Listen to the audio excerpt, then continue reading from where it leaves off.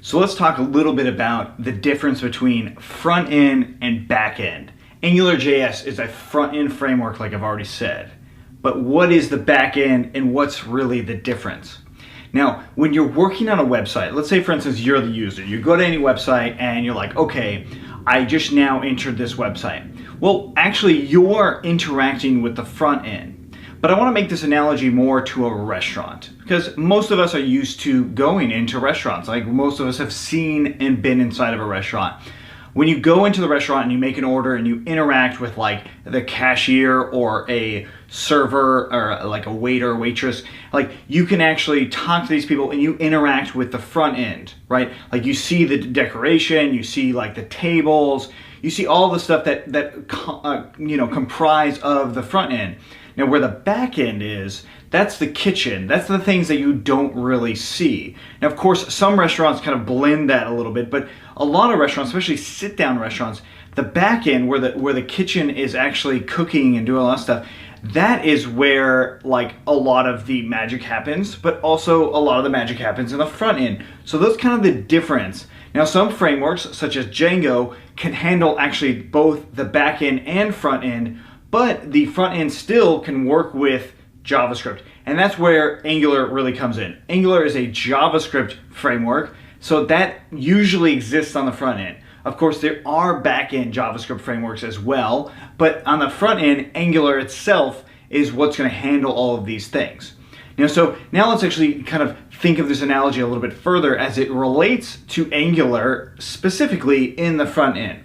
Now, have you ever gone into a restaurant and all you did was order at the cashier and then you sat down and then they called your number out and then you went and grabbed your food and sat back down?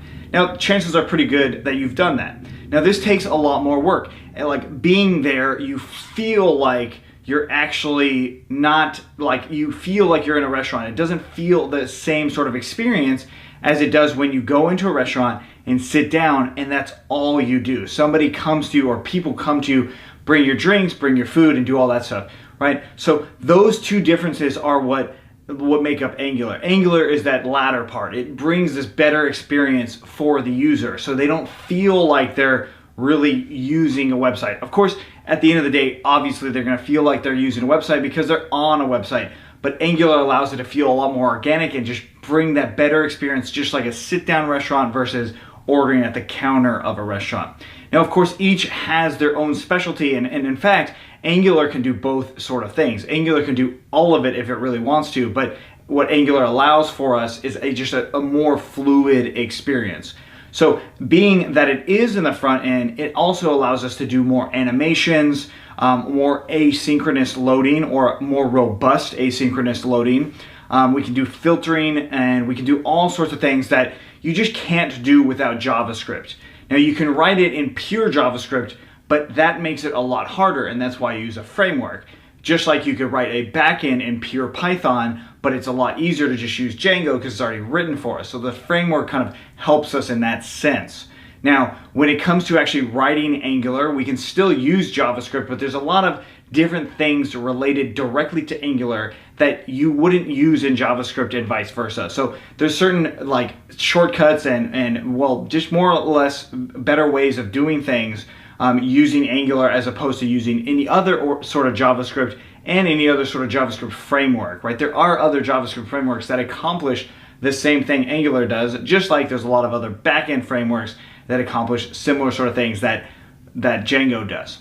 So Angular is really cool, and hopefully that clarifies what the front end and back end on somewhat of a level. It's going to make more sense once you actually get into doing it, because we'll talk about it once we actually get into the code as well. But I wanted to make sure that you knew the difference between front end and back end, and the best way I can think of it is to think of a restaurant. You know, the front end is what the users see, the back end is what the users typically don't see, but there's still things going on back there that is important for the front end experience. So if you have any questions, let us know in the comments below. Thanks for watching. We'll see you in the next one.